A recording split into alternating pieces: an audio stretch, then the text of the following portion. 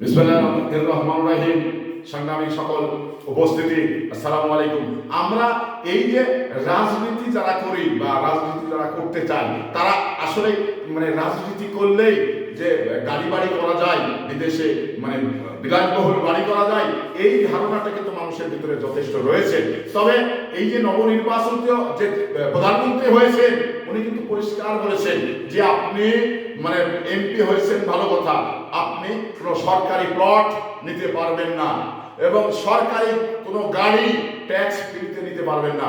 এটা মাননীয় প্রধানমন্ত্রীর কাছে তারা একমত পোষণ করেছে।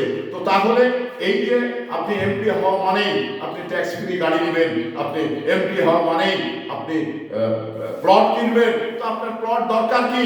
আপনারা এই বাংলাদেশের 68,000 গ্রামের কে কোথাকার মানুষ আপনি ঢাকায় এসে প্লট কিনবেন, ঢাকাতে বাড়ি কিনবেন?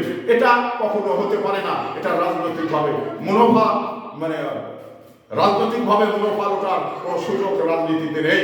তো আমরা যে কথাটি বলি সেটা হলো যে আপনাকে রাজনীতি করতে হলে পরিশ্রমী ক্লেমিনিতে রাজনীতি করতে হবে এবং চাওয়া পাওয়া ছেড়ে দেশের কল্যাণ করতে হবে। এটাই কিন্তু মাননীয় প্রধানমন্ত্রী আপনাদের বিগত দেশে এসে, তো এর বাইরে সারা দেশে আপনারা দুর্নীতি জিরো টলারেন্স ঘোষণা করেছে মহামান্য তারেক রহমান। তো সেই জায়গা থেকে আমরা এই বাংলাদেশ দুর্নীতিতে আর কখনো চ্যাম্পিয়ন হতে চাই না এবং হতে এই বাংলাদেশের মানুষ দিবে না।